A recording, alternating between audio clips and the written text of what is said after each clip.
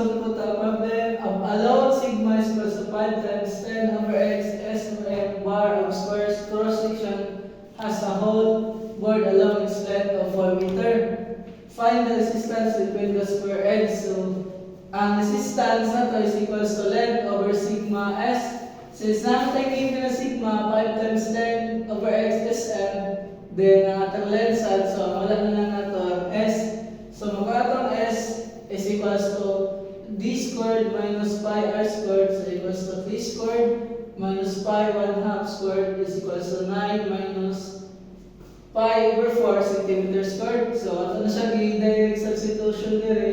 So natay 4 over 5 times 10 over 6 s per meter times 9 minus pi over 4 times 10 over 4, so equals to second kami is equals to